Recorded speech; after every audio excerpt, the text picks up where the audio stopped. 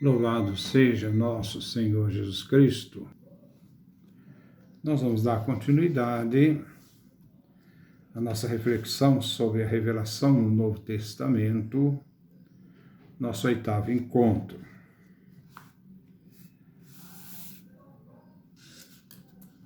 Tudo o que até agora dissemos quer ser então uma resposta fundada a muitas provas e fatos e concluída de muitos elementos reunidos à pergunta: és tu aquele que deve vir ou devemos esperar por outro?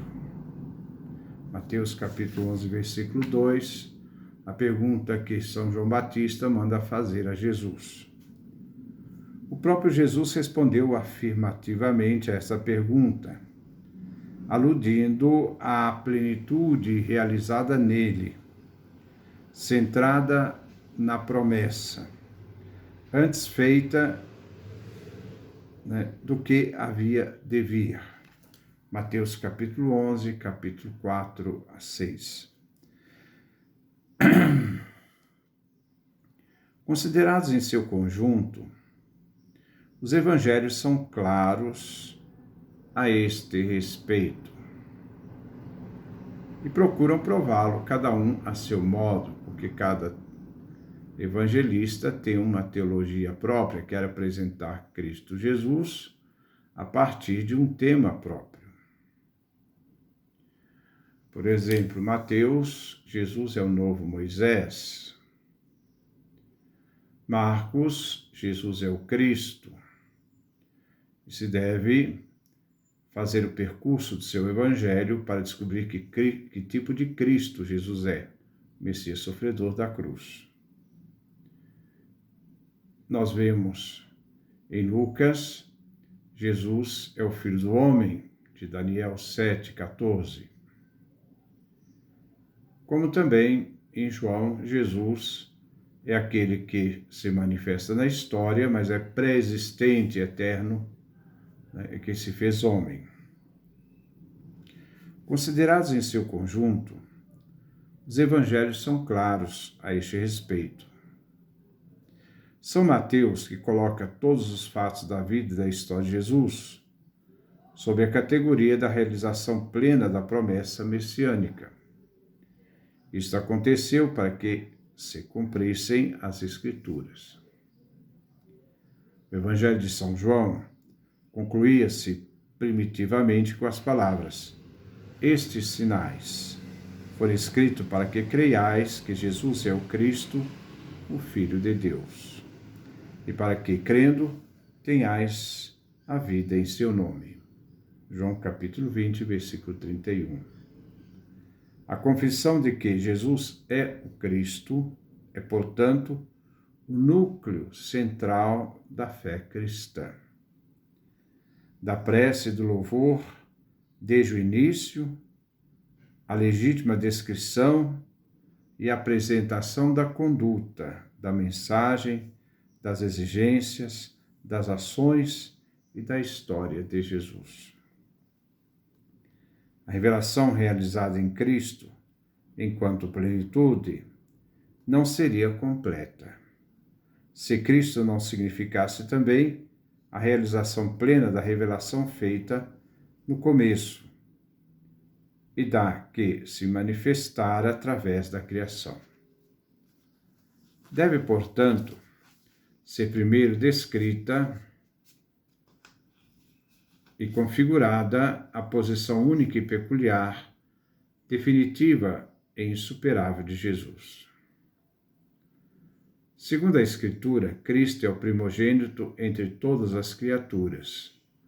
Colossenses capítulo 1, versículo 15. É Ele, ao mesmo tempo, razão e finalidade da criação. Aquele que veio na plenitude dos tempos é igualmente aquele que era desde o começo, que era antes da existência do tempo.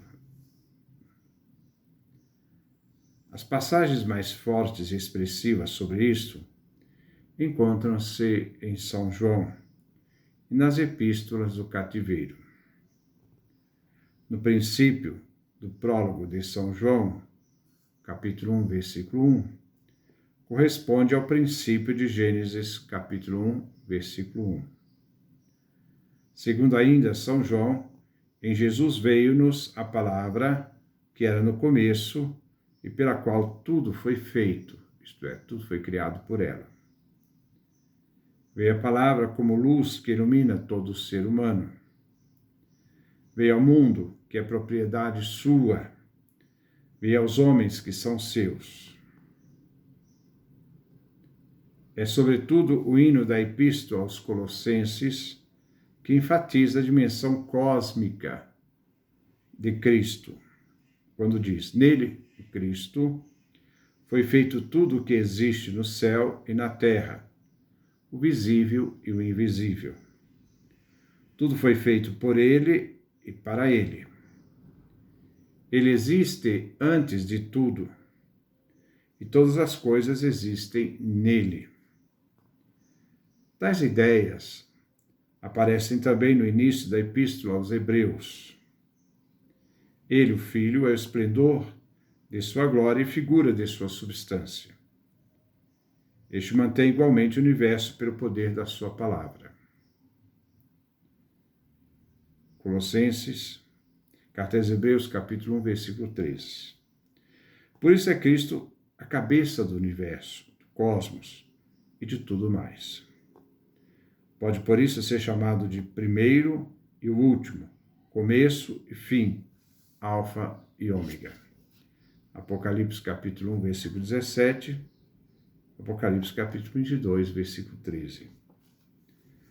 Partindo daí, compreende-se a estrutura da economia da salvação, da história de salvação, a teologia dos eternos decretos da vontade divina, o segredo dos tempos. Deus fez-nos conhecer o misterioso desígnio de sua vontade, que em sua benevolência ele formara desde sempre, para realizá-la na plenitude dos tempos. O desígnio de reunir em Cristo todas as coisas, as que estão no céu, as que estão na terra. Efésios capítulo 1, versículo 9 e 10. Razão e meta da criação. Cristo coloca a verdadeira luz e dimensão da revelação mesma da criação. A criação está voltada para Cristo. O Pai cria todas as coisas por meio do Cristo, depois essa criação se volta toda a Cristo como ponto de unidade. Ele próprio é a plenitude da criação, a palavra final da palavra criadora, mais alto desfecho e planificação da obra da criação e, sobretudo, do homem, que em Cristo encontra sua nova e verdadeira imagem. Jesus é, assim, verdadeiro homem, o segundo, o autêntico Adão. A Cristo e a ninguém mais é que se aplica o et homo. 1 Coríntios, capítulo 15, versículo 21 e 22. A imagem deste homem é a daquele que se funda totalmente em Deus. É o que se acha completamente aberto para Deus. É o ouvinte da palavra. É o que obedientemente cumpre sua vontade. É aquele que ama a Deus sobre todas as coisas e, por isso, se acha ligado aos outros homens em abnegado devotamente serviço fraterno. Nesta imagem do homem está o fundamento da antropologia, isto é, da compreensão do ser humano. Quanto mais alguém vive em Deus, tanto mais se realiza a si próprio. Isso é muito interessante.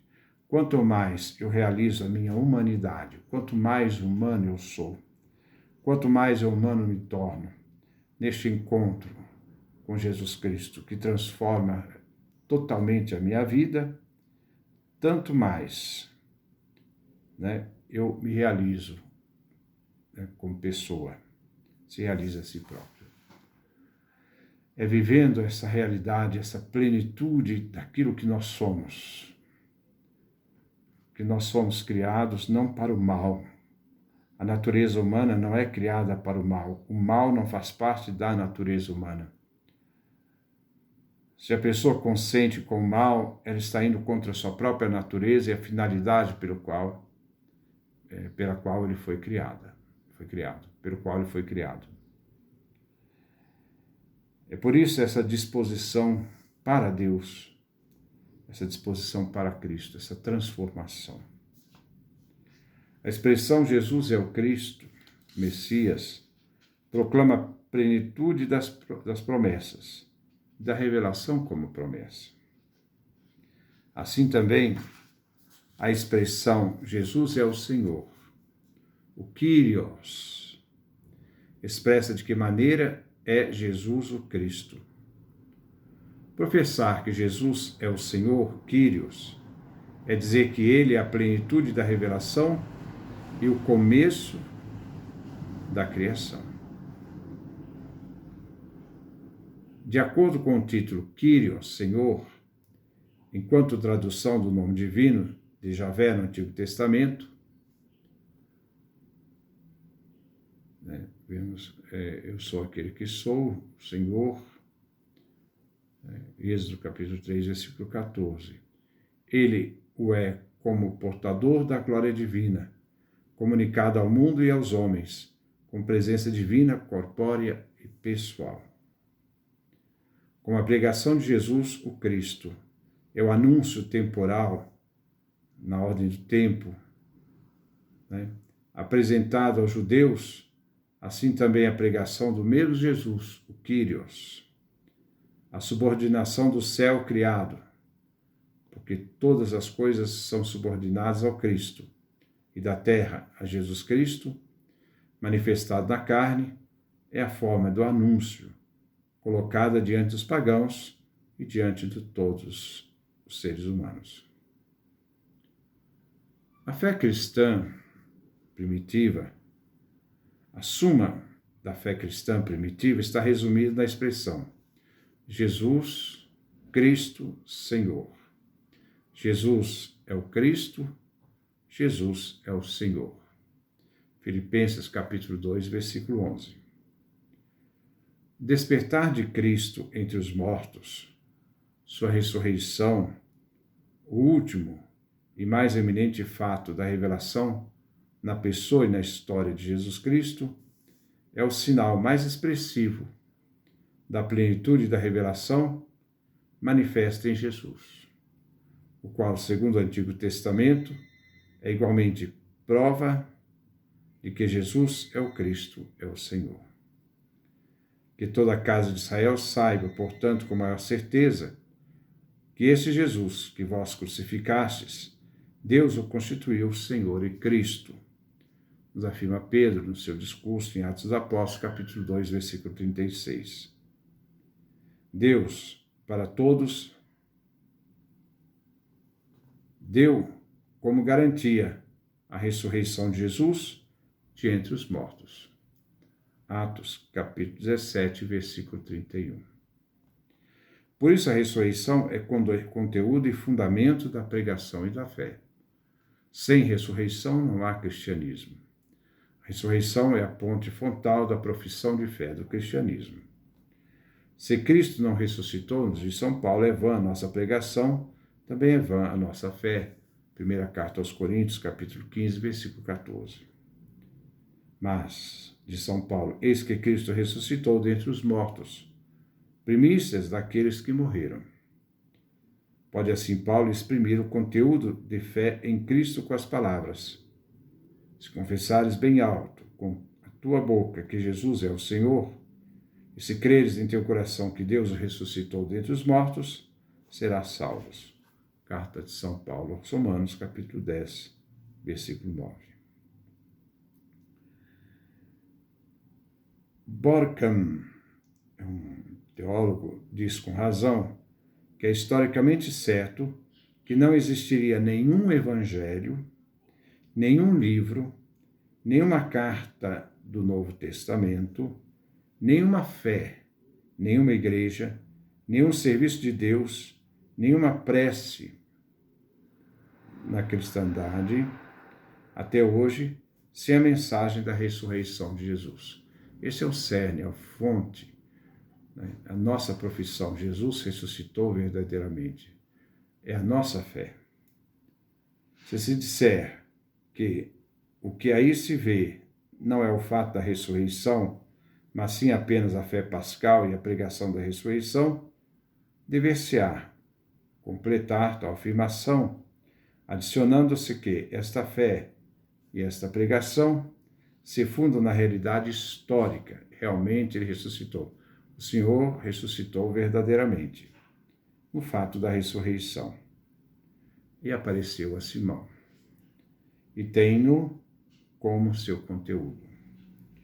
Os relatos pascais, muito semelhantes entre si e não diferenciáveis, devido à situação da época e à intenção dos evangelistas, convergem todos para a história inegável da Páscoa, da ressurreição. As testemunhas da ressurreição confirmam-na com o encontro do ressuscitado que morrera na cruz e fora sepultado. Este é o nosso texto que nós vamos refletir, mostrando que a centralidade de toda a fé, Jesus que é o Senhor, Jesus que é o Cristo, essa centralidade da pregação da igreja, que é fundamento da nossa fé, e acima de tudo, Jesus é aquele que ressuscita, porque sem ressurreição não há cristianismo.